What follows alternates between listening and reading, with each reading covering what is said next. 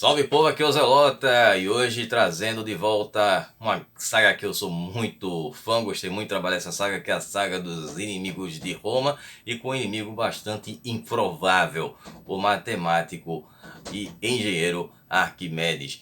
Ele que nasceu lá em Siracusa e foi responsável pela defesa de sua cidade contra a República Romana. Então vamos saber um pouco sobre a história deste personagem e como foi esse cerco romano lá em Siracusa.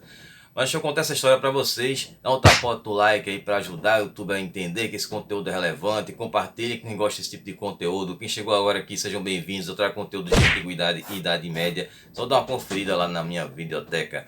Também me sigam nas minhas redes sociais, no meu Instagram e no meu Facebook. Os links estão na descrição. Também tem aí embaixo da minha telinha aí meu Instagram. Também tem a nossa área de membros, com o acampamento Zelota, onde vocês vão ter acesso a vídeos exclusivos, apenas R$ 7 aí, um valor bem simbólico, mas que ajuda bastante. Vocês também podem fazer uma contribuição através de um valeu e também através do Pix, né? Aí baixo aí o QR Code e também tem a chave Pix aí na descrição.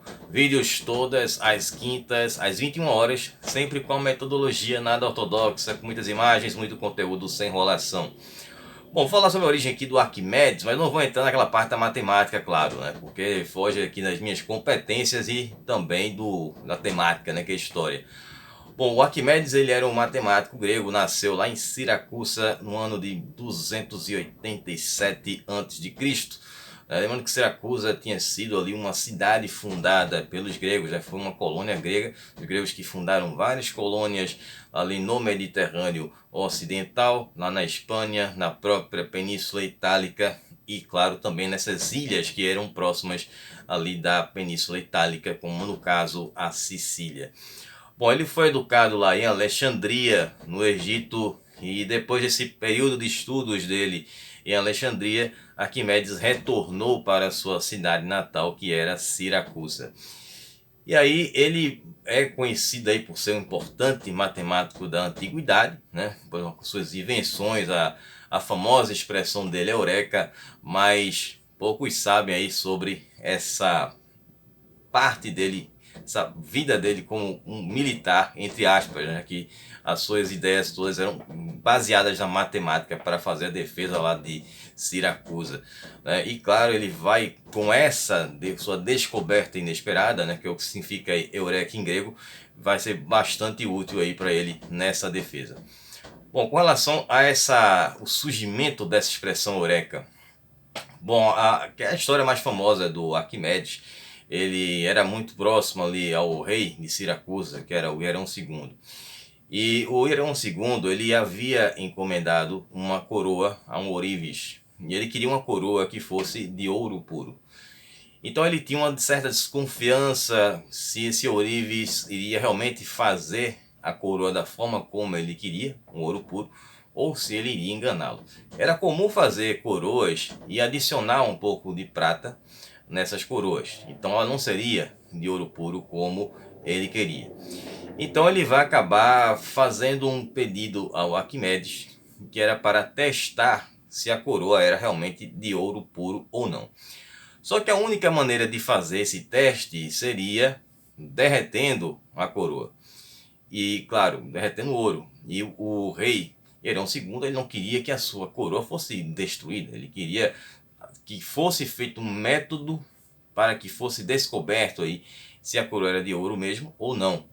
Então ele pede ao Arquimedes para que ele faça essa análise. Então Arquimedes ele vai ter que pensar aí uma outra forma de fazer esse teste, buscar aí uma solução que não fosse derreter a coroa. Então ele vai estar ali na banheira, tomando banho, pensando nisso aí, como é que ele ia resolver essa situação.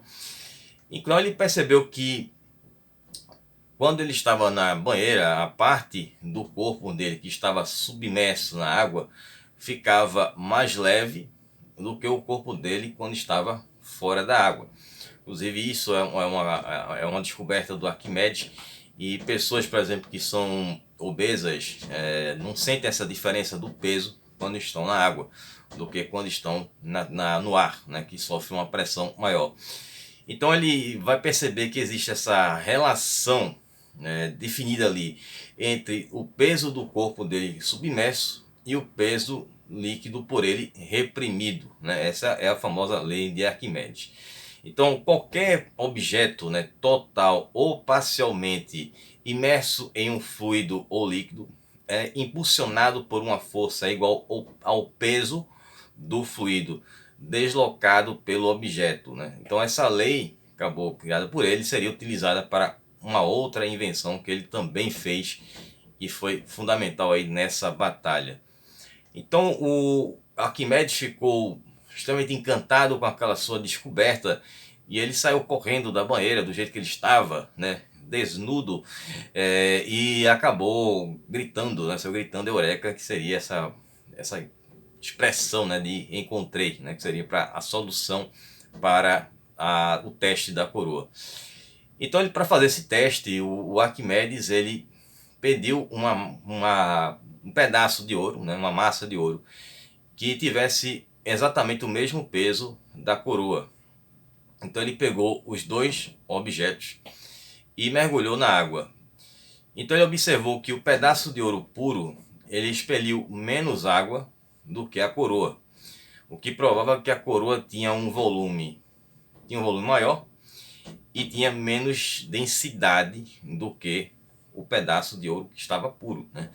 Então isso provava que a coroa não era 100% de ouro, que era uma coisa que o rei desconfiava, ou seja, o rei tinha sido ali, né, enganado pelo ourives dele.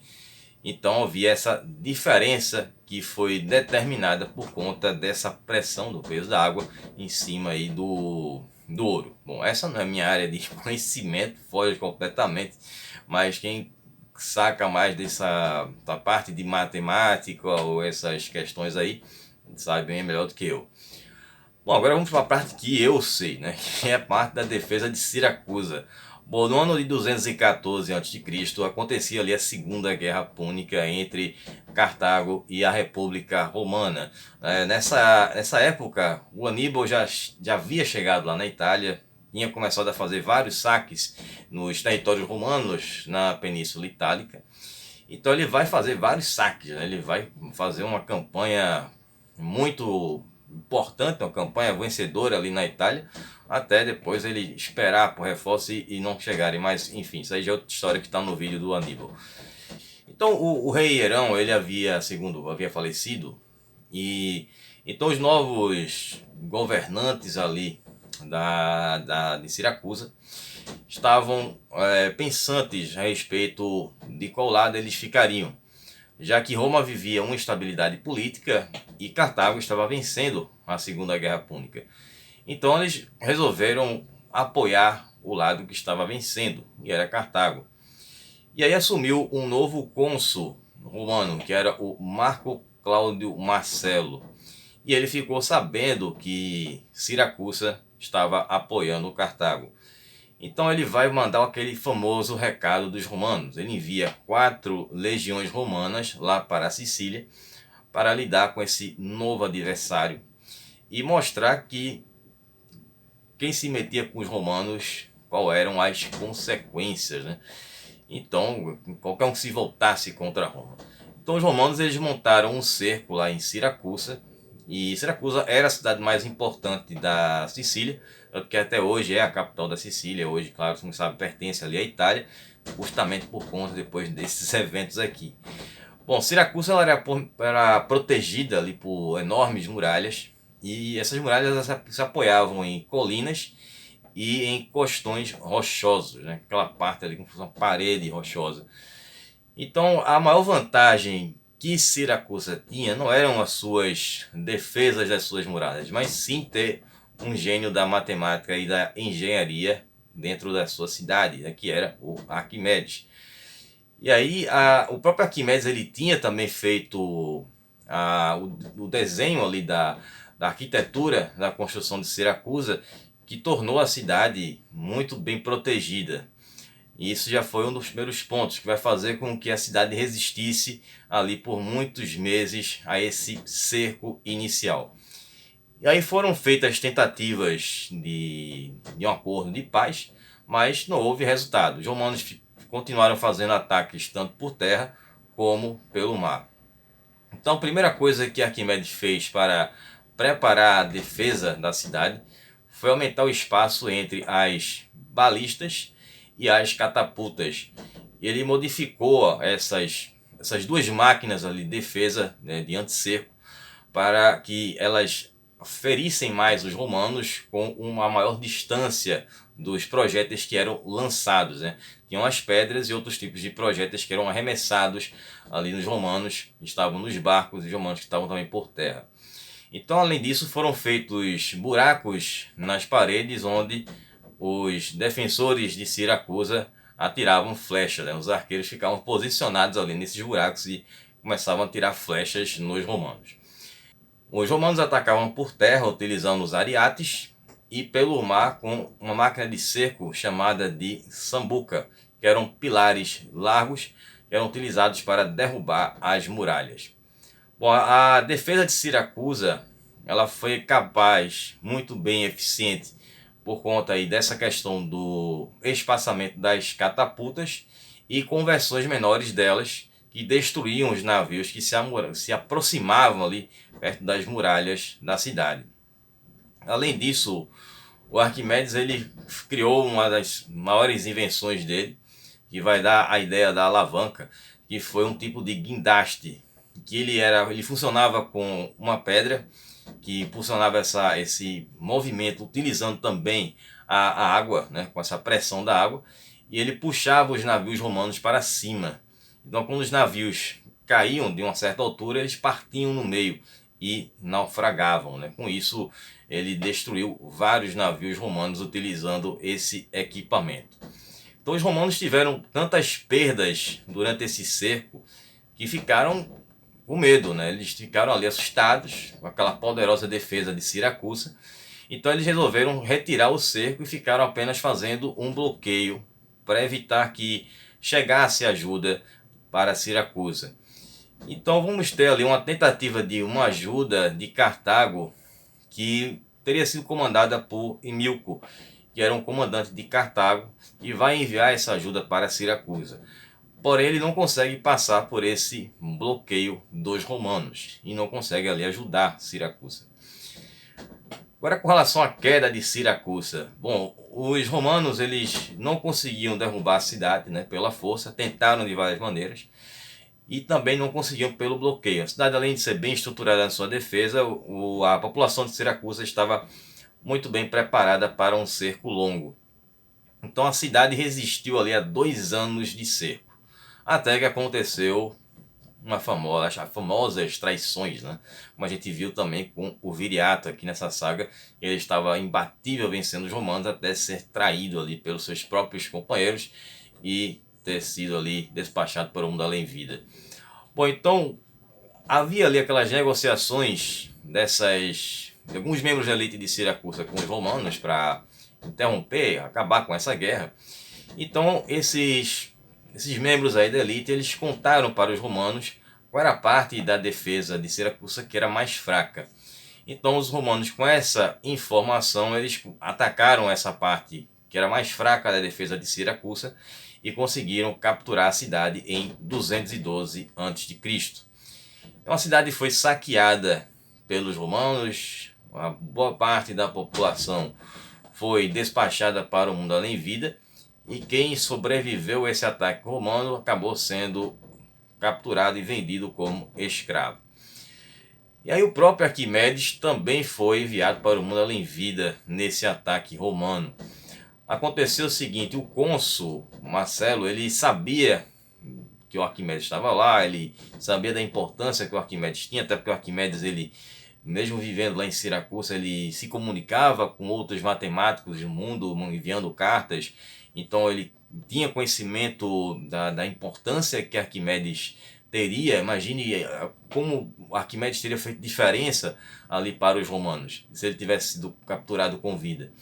Mas sempre tem um cara cabeça quente que acaba fazendo besteira, né? Bom, e aconteceu o seguinte, segundo a história, Arquimedes ele foi enviado para o mundo além vida por um legionário romano que entrou no quarto do Arquimedes e ele estava sentado numa mesa resolvendo um problema matemático. Enquanto a cidade estava ali sendo atacada, pegando fogo, ele estava obcecado com uma questão de matemática para resolver. Então esse legionário ele ordenou o Arquimedes que ele se levantasse. E o Arquimedes se negou a se levantar e disse que só se levantaria quando ele terminasse de resolver aquela questão de matemática. Então o legionário ficou furioso com o Arquimedes e cortou a sua cabeça fora.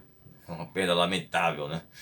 Então o Marcelo ficou muito abalado quando soube desse acontecimento com Arquimedes e mandou que fosse feito ali um sepultamento com todas as honras para esse gênio da matemática. Imagine quanto ele teria sido útil para Roma, né? Vou repetir isso aqui de novo porque teria feito talvez muita diferença para os romanos. Os romanos fizeram construções fantásticas, coisas, mas imagine com Arquimedes, hein?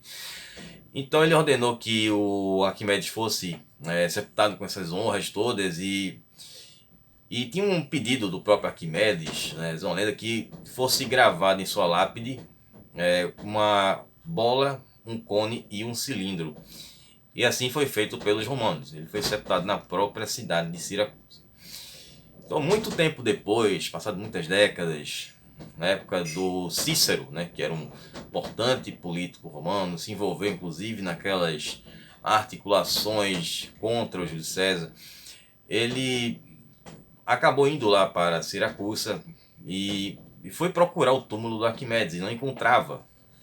Então ele encontrou o túmulo ali todo destruído e coberto de plantas. Então ele ficou revoltado com os habitantes de Siracusa por não terem cuidado ali do túmulo do seu habitante mais brilhante, né, da história ali da cidade. Bom, esse cerco de Sicília durou até 210, né? No caso, todo o restante da Sicília. Teve a conquista de Siracusa e depois os romanos vão conquistar o restante da Sicília. E essa conquista da Sicília vai ser a primeira conquista da República Romana de uma província ultramarina. Depois eles vão ali também conquistar Córcega, Sardenha, que também são próximas. Hoje tem essa divisão com a França, né? Enfim, nos dias de hoje, e há uma disputa ainda. Inclusive falei sobre isso muito tempo atrás, no vídeo que eu falei sobre a Sicília, né? Sobre as províncias romanas, que é uma saga que eu fiz aqui no canal, mas não terminei porque, enfim, resolvi fazer outras coisas diferentes. Eu também não estava indo muito bem. Bom, espero que vocês tenham gostado, que vocês tenham entendido esse conteúdo. Estou tirando esses dias aí para descansar e vou trazer outros vídeos aí para vocês, que são coisas que eu gostaria de trabalhar no canal, mas que talvez enquetes não... Ficaria um pouco complicado de colocar um personagem contra um outro, até que aqui já é uma saga que eu já havia encerrado, mas a gente acaba descobrindo algum outro personagem novo e encaixa aqui nessas histórias. Então a gente se vê no próximo vídeo. Um abraço, Elota. Até lá. Falou, pessoal.